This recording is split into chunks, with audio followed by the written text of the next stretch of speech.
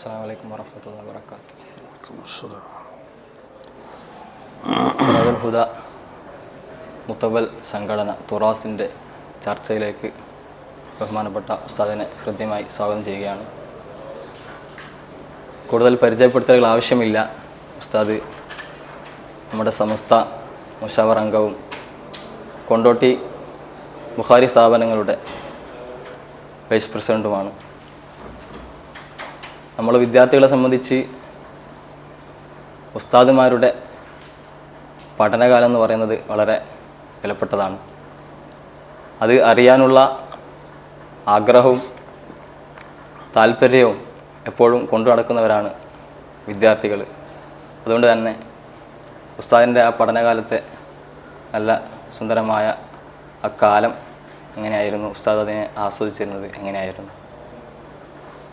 ബിസ്മില്ലാഹിർ റഹ്മാനിർ റഹീം. അൽഹംദുലില്ലാഹി റബ്ബിൽ ആലമീൻ. വസ്സലാത്തു വസ്സലാമു അലാ അഷ്റഫിൽ മുർസലീൻ വഅലാ ആലിഹി വഅസ്ഹാബിഹി അജ്മഈൻ. അമ്മാ ബഅദ്. ഞങ്ങളുടെ പഠനകാലം പ്രധാനമായി ദർസ് രംഗത്തേക്ക് വന്ന ശേഷം ബഹുമാനപ്പെട്ട ഉസ്താദുൽ അസാത്തീദ് ബഹറുൽ ഉലൂം ഓക്കെ ഉസ്താദിൻ്റെ ഓക്കെ സൈനുദ്ദീൻ ഇബ്നു അലി ഹസൻ നവ്വറല്ലാഹു മർഖദ അവിടുത്തെ സമക്ഷത്തെങ്കിലായിരുന്നു.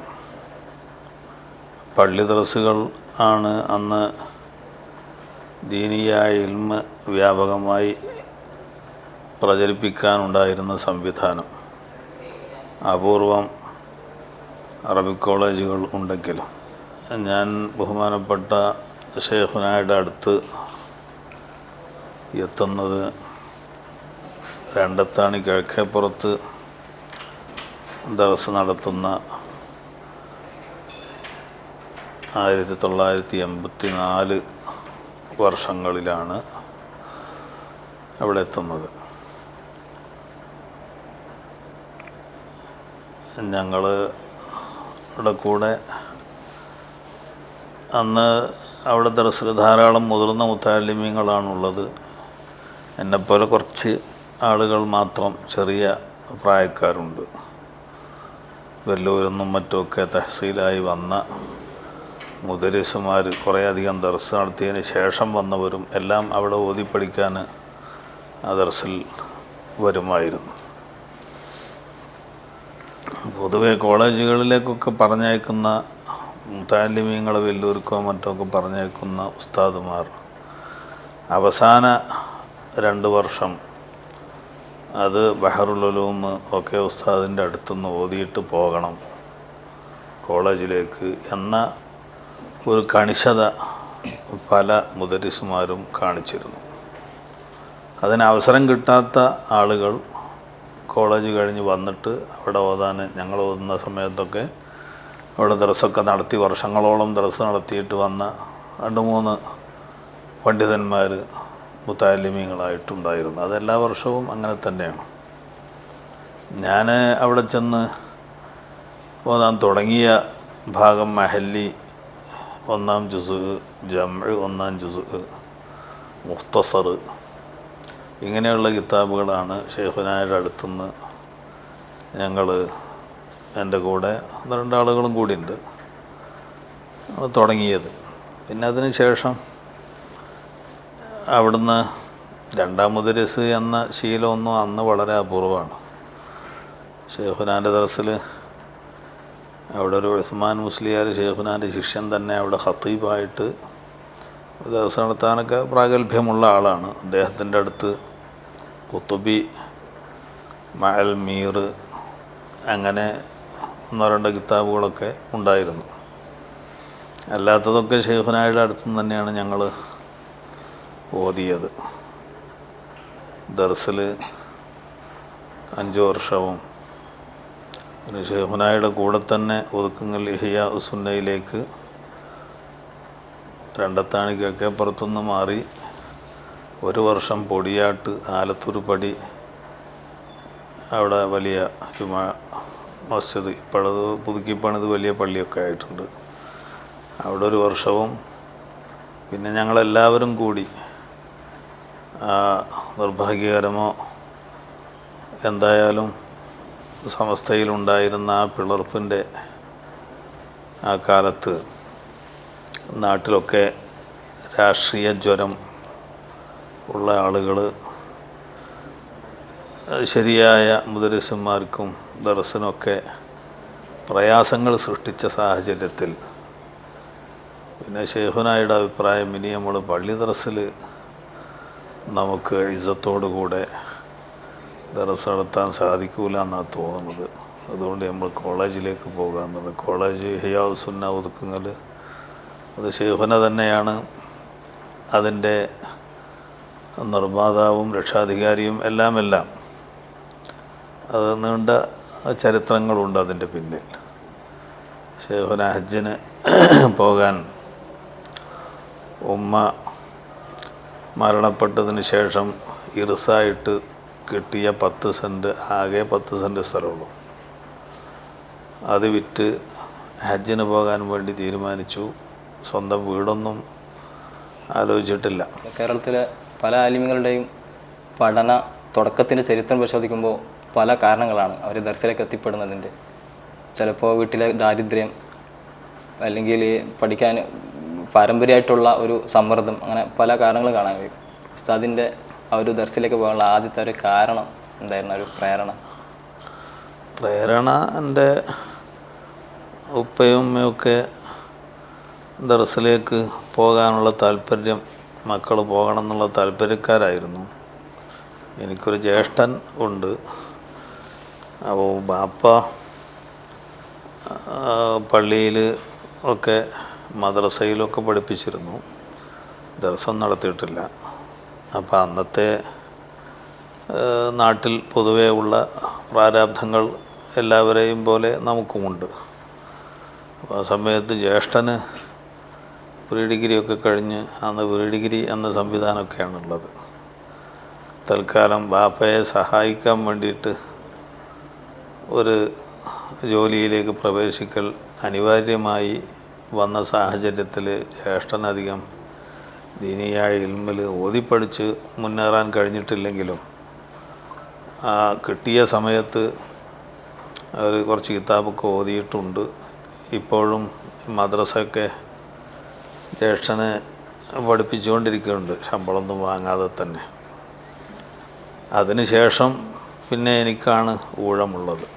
അപ്പോൾ എല്ലാവരും എൻ്റെ ബാപ്പയും ഉമ്മയൊക്കെ അങ്ങനെ ഒരു ദീനിയായ ഒരു പശ്ചാത്തലത്തിന് കൂടുതൽ താല്പര്യവും മുൻഗണനയും നൽകുന്നത് കൊണ്ട് 8ാം ക്ലാസ് സ്കൂൾ കഴിഞ്ഞ ശേഷം, 8ാം ക്ലാസ് കഴിഞ്ഞിട്ടില്ല, 8ാം ക്ലാസ്സിലേക്ക് ചേർന്നിട്ടുള്ളൂ.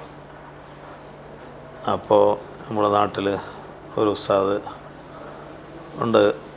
ആ ഉസ്താദുമായിട്ട് വാപ്പയായിട്ട് സംസാരിച്ച് അപ്പം എന്നാൽ ഓതാൻ പോവുക എന്ന ഒരു കാഴ്ചപ്പാടിലേക്ക് അവർ എത്തുകയും അങ്ങനെയാണ് ഈ രംഗത്തേക്ക് വരാനുണ്ടായ സാഹചര്യം. വീട്ടിലെ പ്രാരാബ്ധങ്ങളും പ്രയാസങ്ങളൊക്കെ എല്ലാവർക്കും ഉള്ളതുപോലെ നമ്മുടെ വീട്ടിലൊക്കെ തന്നെ ഉണ്ടായിരുന്നു. അപ്പോൾ അതൊരു നിമിത്തമാണ്.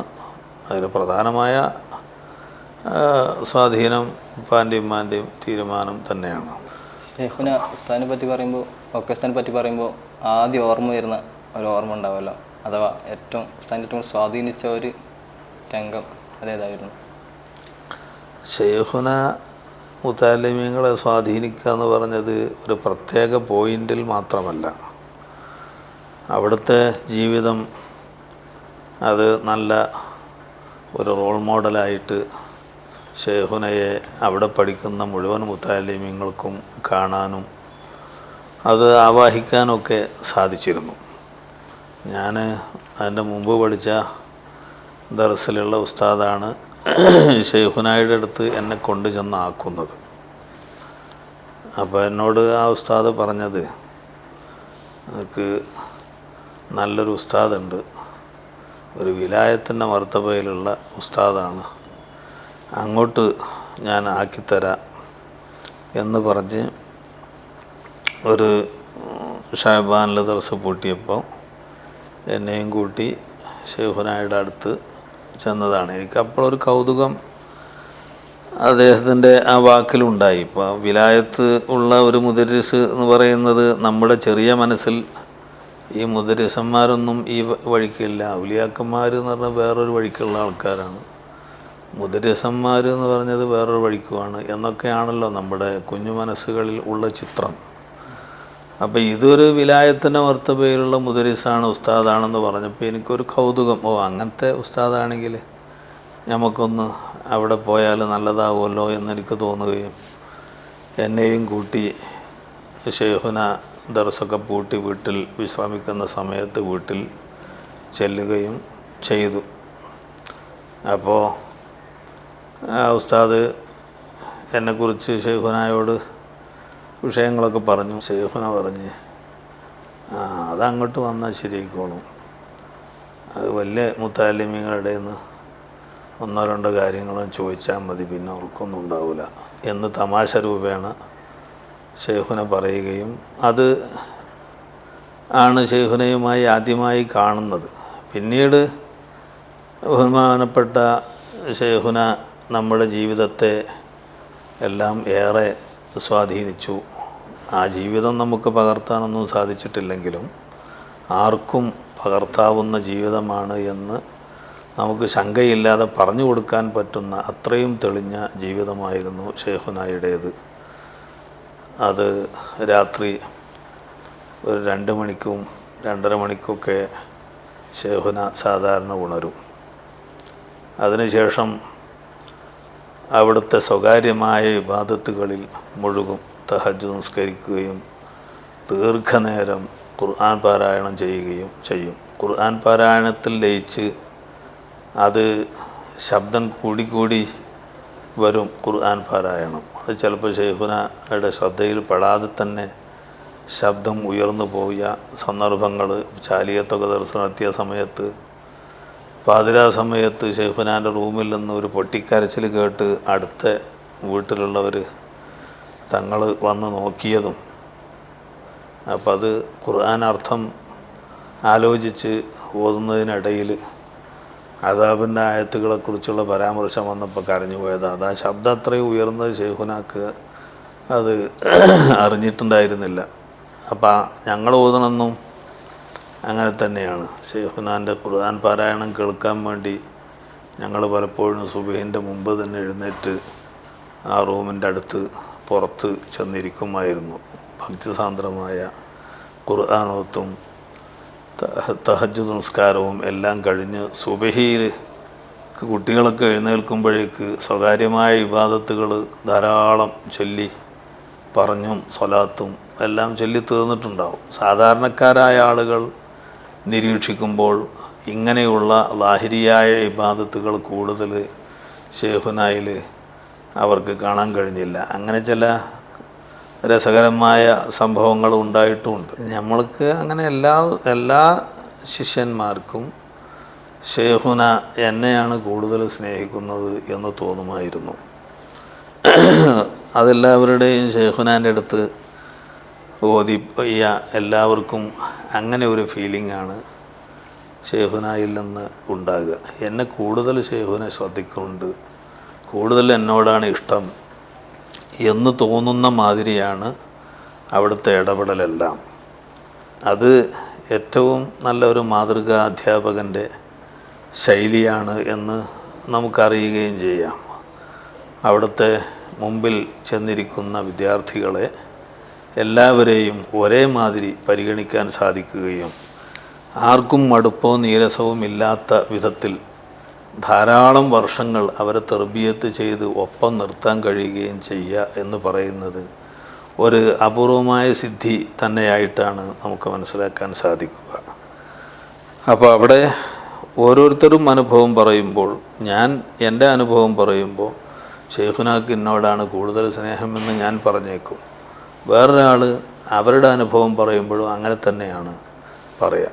അത് അവിടുത്തെ ആ ഹുസ്നുൽ ഖുലുഖിൻ്റെ മുതഅല്ലിമീങ്ങളോടും അല്ലാത്തവരോടുമൊക്കെ ഷെയ്ഖുനാക്കുണ്ടായിരുന്ന സൽസ്വഭാവത്തിൻ്റെ നിദർശനമായാണ് നമ്മളൊക്കെ വിലയിരുത്തുന്നത്. അത് പലരും പറയുന്നതായി ഞാൻ കേട്ടിട്ടുമുണ്ട്.